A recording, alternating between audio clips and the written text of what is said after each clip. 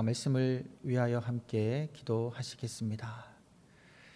살아계신 아버지 하나님, 이 시간 하나님 말씀 앞에 머리 숙입니다. 성령 하나님께서 주장하여 주시어 온전히 하나님의 말씀만이 선포되어지게 하여 주시고, 선포되어지는 그 하나님의 말씀이 우리의 심령에 새겨지게 하여 주시고, 그 말씀을 우리가 순종함으로 받아 하나님이 기뻐하시는 아름다운 열매를 맺어지는 은혜 입게 하여 주옵소서. 감사드렸고 구주 예수님의 이름으로 기도드리옵나이다. 아멘. 할렐루야. 하나님을 찬양합니다. 오늘도 하나님 전에 예배하러 나오신 우리 모든 성도님 한 분 한 분들에게 하나님께서 부어주시는 하늘의 놀라운 은혜와 축복이 가득하시기를 주의 이름으로 간절히 축원합니다. 오늘부터 저희 이제 교회는 4주 동안 예수님이 오심을 고대하는 대림절로 우리가 보내게 됩니다. 이 기간을 지나실 때에 우리 성도님들께서 우리를 구원하기 위하여 이 땅에 오신 예수 그리스도의 오심을 우리가 마음에 사모하며 또 주님께 기도하며 주님과 교통하는 은혜가 우리 모든 성도님 한 분 한 분들 가운데 있기를 간절히 소망합니다. 그래서 이번 한 주간 동안 저희들이 마음에 함께 담고 외치기를 원하는 구절은 바로 하나님에게 나의 소망을 두겠습니다 입니다. 하나님에게 나의 소망을 두겠습니다. 우리 다 같이 한번 가슴에 손을 얹고 함께 다짐하는 마음으로 외쳐보시겠습니다. 시작. 하나님에게 나의 소망을 두겠습니다. 아멘. 우리의 소망과 우리의 희망은 오직 하나님에게 둘 때에 우리의 인생이 하나님께서 인도하시는 그런 삶 되실 줄 믿습니다. 여러분, 하나님에게 소망을 두겠다라는 다짐은요, 바로 하나님만 바라보겠다라는 겁니다. 하나님에게만 내 모든 시선을 고정하고 그리고 하나님을 기다리겠다라는 것이죠. 하나님만을 고대하겠다라는 그러한 다짐입니다. 여러분, 우리가 갓 태어난 아기 새들을 보게 되면 둥지에 있는 아기 새들이 어떻게 하고 있습니까? 입을 벌려가지고 어미 새가 음식을 가져오기만을 기다리면서 목을 길게 쭉 빼고 입을 벌려가지고 막 짹짹짹짹 거리지 않습니까? 날지를 못하니까 둥지 안에 있어서 어미 새가 먹을 것을 가져다 주기만을 기다리고 있다라는 거죠. 그런데 이 기다림이요, 그냥 수동적이고 무책임한 그런 기다림이 아닙니다. 이 아기 새들은 날지를 못하니까 어미를 기다리며 자기가 할 수 있는 힘을 다해서 입을 벌리고 할 수 있는 최대한의 소리를 내며 짹짹짹짹짹 거린다는 거죠. 그러면 주변에서 먹을 것을 찾고 있던 그 어미 새가 막 자기를 부르는 그 아기 새들의 그 짹짹거리는 소리를 들으며 더 힘껏 날개질을 하면서 먹이를 구해가지고 그 짹짹거리는 그 아기 새들에게 먹이를 준다라는 겁니다. 지금 이 아기 새들은 그 삶의 생명의 희망이 누구에게 있는 겁니까? 어미 새에게 있는 겁니다. 자기들이 살아가려면 자기 힘으로 바닥걸 힘이 없으니까 먹을 것을 가지고 돌아올 어미 새만 바라보고 기다리고 있는 태도이다라는 것이죠. 그것이 바로 오늘 우리가 외친 하나님에게 나의 소망을 두겠습니다, 내가 하나님만 바라보겠습니다, 이런 태도이다라는 거죠. 여러분, 이런 태도는요, 그냥 감나무 밑에 편하게 누워가지고 감이 떨어지기만을 기다리는 그런 태도가 아니다라는 거죠. 우리가 하나님을 기다리는, 하나님에게 나의 소망을 두는 그 태도는 어떤 태도입니까? 앞에서 묘사되었던 먹이를 가지고 오는 어미 새를 간절히 기다리며 짹짹거리는 아기 새처럼 우리들도요, 우리들의 모든 신경과 내 모든 마음과 내 모든 생각을 오직 살아계신 하나님에게만 두며 하나님이 나에게 찾아오시고 나에게 은혜 베풀어 주시고 나에게 힘을 주시기를 간절히 원하는 마음으로 하나님만 간절히 찾는 그러한 태도가 바로 하나님에게 소망을 두는 태도이다라는 겁니다. 여러분, 우리가 살아갈 때 보면요, 우리 힘으로 내가 무엇을 어떻게 할 수 없는 그런 상황이 있습니다.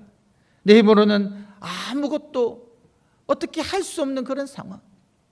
요즘에 한동안 뉴스에 나오다가 지금은 좀 잠잠해졌는데요, 여러분, 우리 국제 정세 중에 지금 아프가니스탄을 바라보면 그 나라에 살고 있는 사람들의 상황이 어쩌면 그들의 힘으로는 도저히 해결할 수 없는 그런 상황에 그들은 봉착해 있는 것, 이제 같이 우리가 이제 보이는 것이죠.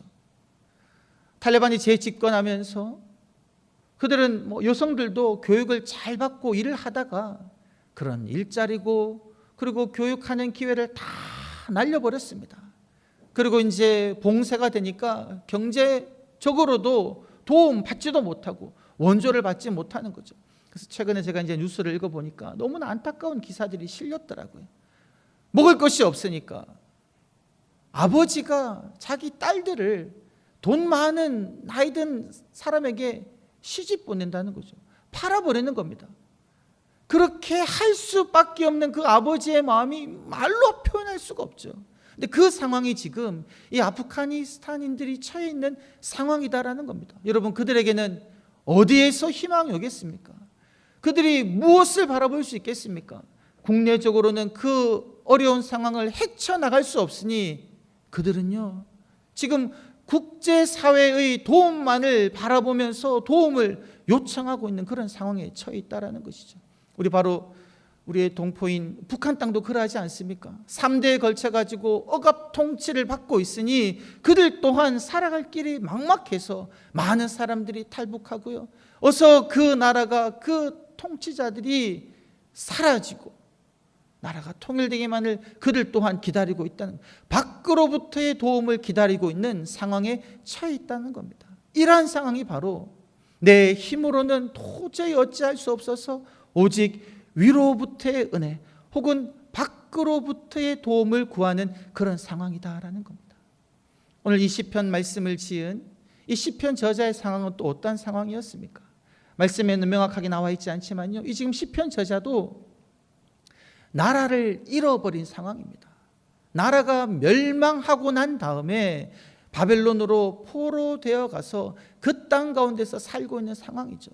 그러면서 그 시편 저자는 과거에 옛날에 내가 예루살렘 성에 거해서 하나님 전에서 절기 때마다 거룩한 성일 때마다 기쁨과 감사의 소리로 하나님께 예배드리며 찬양했던 그 시절을 지금 기다리며 하나님을 갈망하고 있는 그런 상황이다라는 겁니다. 오늘 말씀, 여러분 4절 말씀을 다 같이 한번 읽어보시겠습니다. 시작. 내가 전에 성회를 지키는 무리와 동행하여 기쁨과 감사의 소리를 내며 그들을 하나님의 집으로 인도하였더니 이제 이 일을 기억하고 내 마음이 상하는도다. 여러분, 지금 이 시편 저자는 무엇을 기억하고 있습니까? 내가 전에 기쁨과 감사함으로 하나님의 전에서 성회를 지키러 오는 무리들을 인도하며 함께 하나님을 찬양했던 그 시절을 있었는데 그 시절을 기억하며 마음이 어떠하다는 겁니까? 마음이 상한다라는 거죠. 왜 그의 마음이 상합니까? 은혜로운 그 시절은 과거로 멈추어 버렸다는 거죠. 지금 이 시편 저자는 하나님을 예배하고 싶으나 예배할 수 없고 기쁨과 감사의 소리로 함께 모든 무리들을 이끌어 성전으로 나아가고 싶으나 나아갈 수 없는 그런 안타까운 현실에 포로 생활에 처해 있기 때문에 그 시절을 기억하며 지금 그 마음이 상하고 있는 그런 상황이다라는 겁니다. 이와 같이 여러분, 우리들도 살아가다 보면 우리의 삶의 상황이, 우리의 처한 현실이 우리의 마음을 너무나 힘들게 할 때가 많이 있습니다. 이 질병으로 내 몸에 약해가지고 마음은 원이로 돼 하나님 전에 도저히 나갈 수 없는 형편이 있을 수도 있고요. 그러나 코로나19로 인해 가지고 직장을 잃은 그런 일도 있을 수가 있습니다. 그런 현실 때문에 우리의 마음은 상하고 힘들 수가 있다라는 겁니다. 그런데 여러분, 이러한 현실, 이러한 어려운 상황을 더 힘들게 하는 것이 있습니다. 내가 지금 처한 현실도 다른 사람의 도움 없이는 헤쳐나갈 수 없는 그런 어려운 상황인데, 그러한 현실을 더 힘들게 하는 것, 그것은 무엇이냐면요, 바로 주변 사람들의 시선이다라는 겁니다. 어려운 현실에 처한 나의 상황을 보고 주변 사람들이 손가락질하는 그런 상황, 그것이 나를 더 힘들게 한다는 것이죠. 오늘 말씀 한번, 여러분 3절 말씀을 다 같이 한번 읽어보시겠습니다. 시작. 사람들이 종일 내게 하는 말이 내 하나님이 어디 있느냐 하오니 내 눈물이 내 죄아로 내 음식이 되었도다. 여러분 10절 말씀도 함께 읽어보시겠습니다. 시작. 내 뼈를 찌르는 칼같이 내 대적이 나를 비방하여 늘 내게 말하기를 내 하나님이 어디 있느냐 하도다. 지금 포로로 잡혀가서 하나님께 마음껏 예배 드리지 못하고 있는 상황에 처한 그 시편 저자는 주변 사람들로부터, 이방인들로부터 어떤 소리를 듣습니까? 아침부터 저녁까지 종일토록 그 시편 저자를 비방하는 겁니다. 너가 그렇게 하나님을 예배하고 하나님을 섬기는 하나님의 백성이더니 너가 그렇게 섬기는 네 하나님이 지금 어디 있느냐라고 이 말을요, 조롱하듯이 비방하듯이 이야기하는 겁니다. 그 말이 시편 저자에게는 어떻게 들리는 겁니까? 마치 칼이 나를 찔러가지고 그 칼끝이 내 뼈를 찌르는 것 같은 그런 고통으로 이 시편 저자에게 다가오고 있다라는 겁니다. 그러한 비방과 그러한 조롱의 말, 네가 의지하는 네 하나님이 어디 있느냐라는 이런 비방의 소리를 지금 시편 저자는 듣고 있다라는 것이죠. 그런 말을 들을 때 이 저자의 마음은 더 상한다는 겁니다. 그런데 여러분, 여기보다, 이 단계보다 한 단계 더 나아가서 시편 저자를 힘들게 하는 것이 있습니다. 그것은 바로 무엇이냐면요, 그가 의지하고 그가 예배했던, 그가 섬겼던 그 하나님이 마치 시편 저자를 버린 것 같은 느낌을 받고 있다라는 사실입니다. 우리 하나님 말씀 9절 말씀을 다 같이 한번 읽어 보시겠습니다. 시작.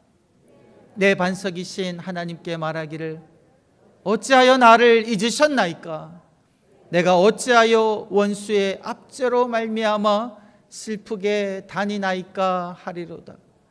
여러분, 이 고백이요, 여기서 멈추지 않고 한 번 더 나옵니다. 우리 시편 43편 2절 말씀을 다 같이 한번 읽어보시겠습니다.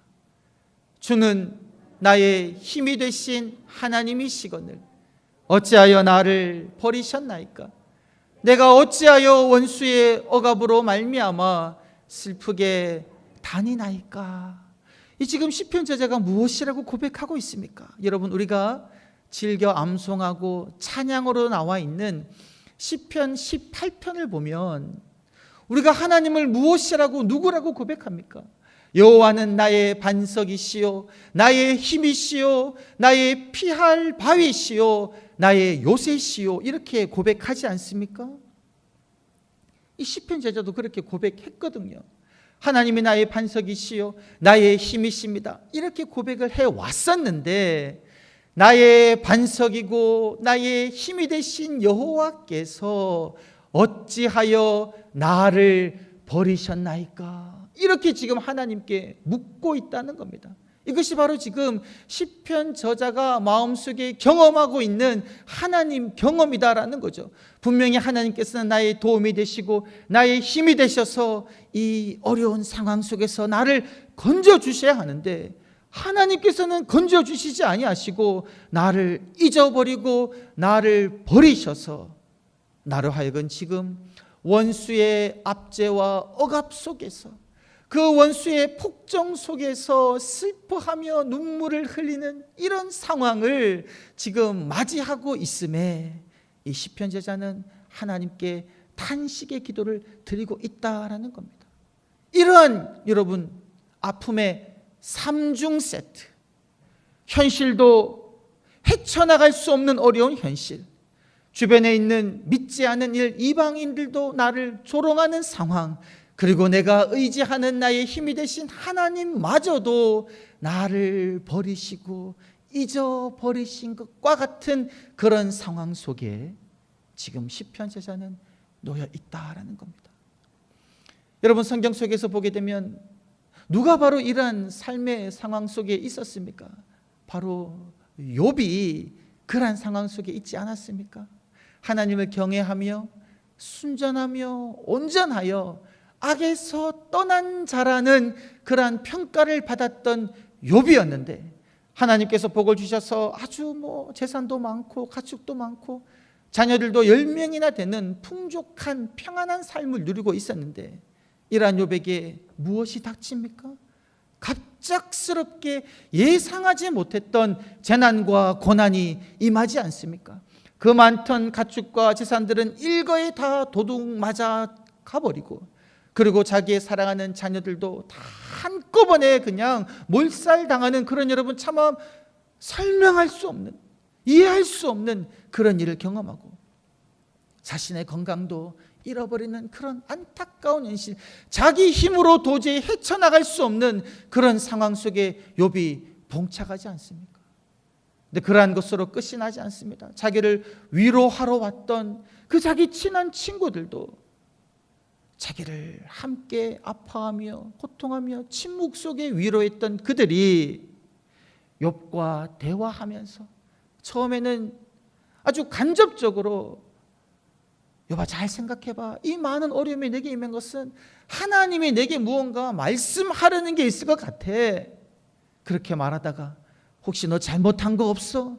너 하나님께 죄 지은 것 없어? 그렇지 않고는 어떻게 이런 일이 있을 수 있단 말이야? 이렇게 간접적으로 이야기하다가 점점 무엇이라고 이야기합니까? 이 재난이 너에게 임한 것은 너가 하나님에게 죄를 지었기 때문이다라고 친구들이 그의 면전에 대고 그런 이야기를 하죠. 그것을 욥이 부인하니까 이제는 친구들이 욥이 하지도 않은 잘못된 일을 욥이 했다라고 막 이야기하지 않습니까? 너가 고아와 과부의 음식물을 네가 빼앗았고 그들의 옷을 네가 빼앗지 않았느냐? 그들이 도움을 요청할 때에 너는 그들을 돌보지 않고 도와주지 않지 않았느냐? 이런 잘못을 너가 저지르지 않았느냐라고 욥 앞에서 여러분 욥을 비방하며 네가 그렇게 의지하던 하나님 너 죄 때문에 너를 떠나갔다라고 이렇게 이야기하는 것을 욥이 경험했죠. 이것뿐이었습니까? 이러한 상황 속에서 욥은 하나님, 내가 하나님에게 무슨 잘못을 범했습니까? 내가 하나님을 온전히 섬겼는데 왜 이러한 일이 나에게 일어납니까? 하나님, 나를 만나주시고 나에게 말씀하여 주시옵소서. 여러분 이렇게 하나님께 기도해도요, 하나님은 묵묵부다. 아무런 말씀을 욥기 마지막에 이를 때까지 하나님은 말씀하지 않는 것이죠. 욥이 경험한 상황이 바로 그가 의지했던 하나님, 그가 온전히 섬겼던 하나님도 그를 버린 것 같은 그런 상황에 욥이 처했다라는 것이죠. 이러한 상황에 여러분, 저와 여러분들도 동일하게 처할 수가 있다라는 것입니다. 제가 이번 주에 꿈꾸는 교회에 새벽 기도를 하루 인도하고 왔었습니다.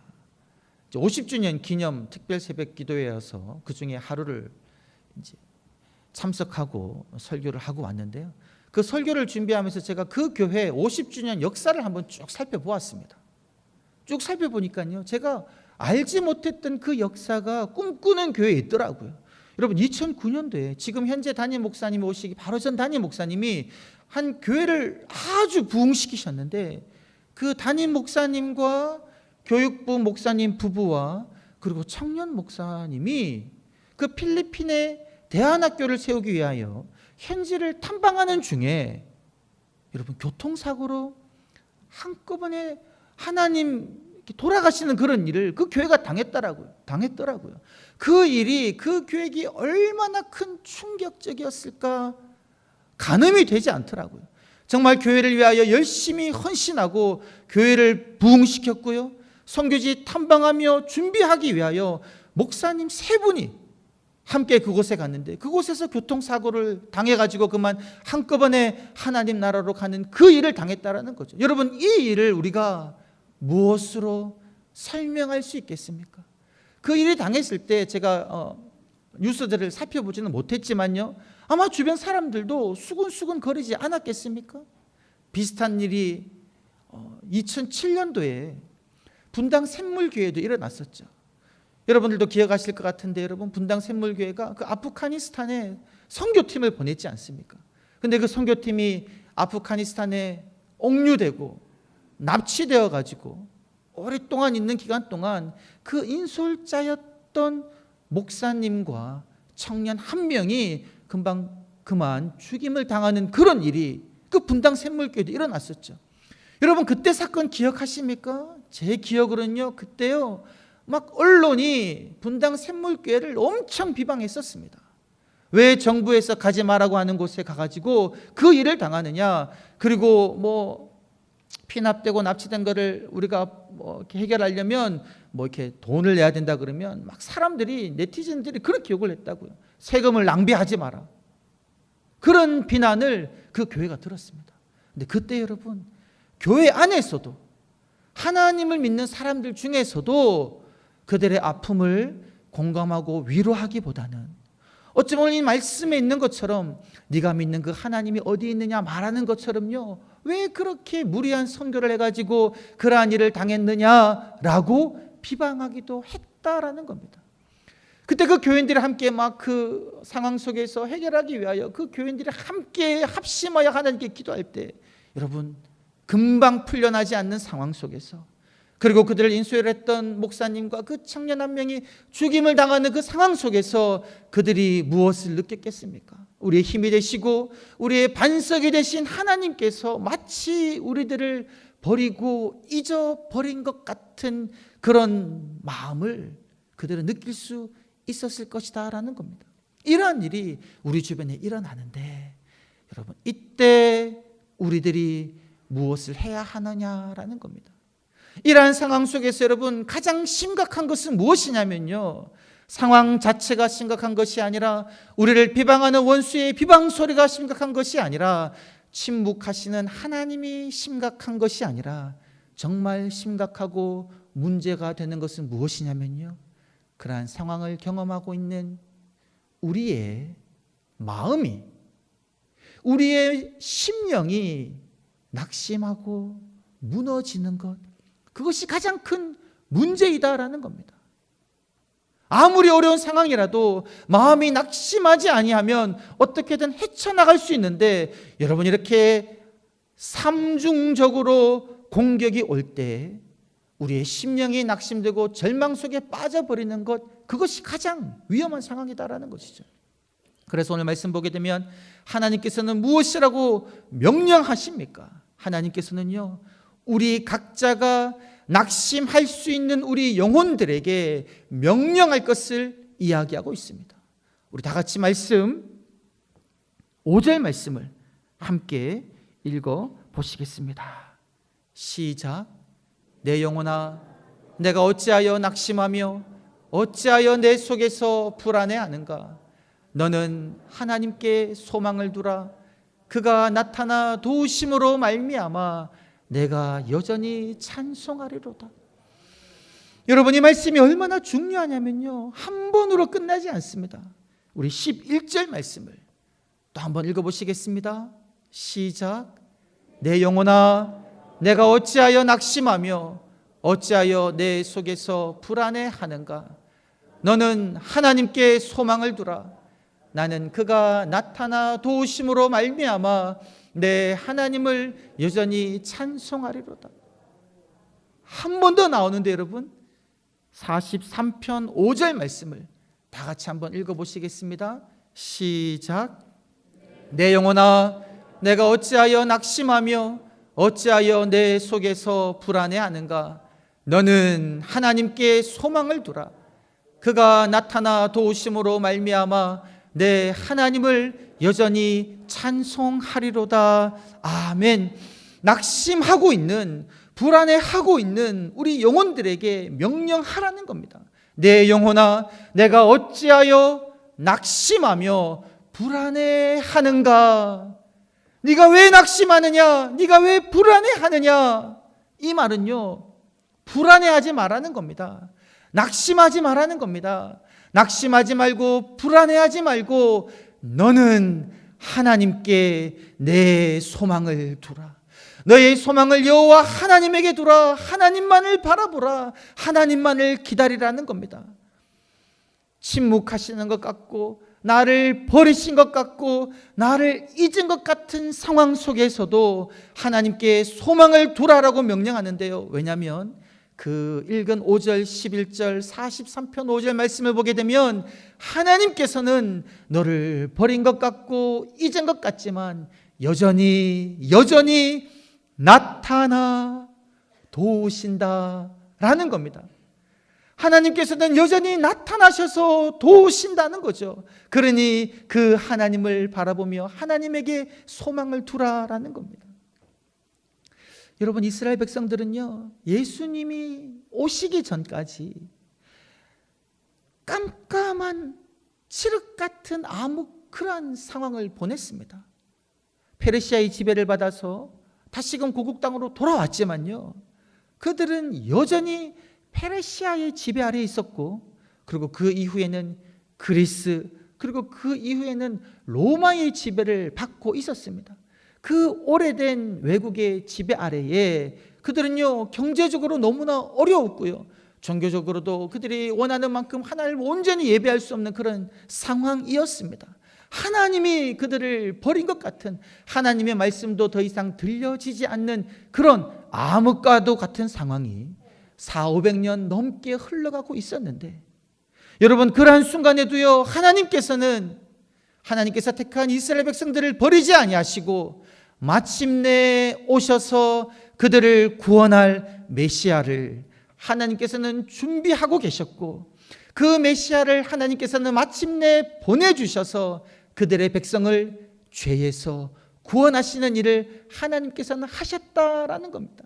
이 주님을 이스라엘 백성들은 메시아를 갈망하며 오랫동안 기다렸고요, 우리가 이제 이 대림절 기간 동안 이 오시는 주님, 버린 것 같은 상황 속에서도 우리를 결코 버리고 잊지 아니하시고 우리에게 나타나 도우시는 그 하나님을 우리들은 간절히 갈망하며 찾으면서 이 대림절 기간을 보내야 할 줄 믿습니다.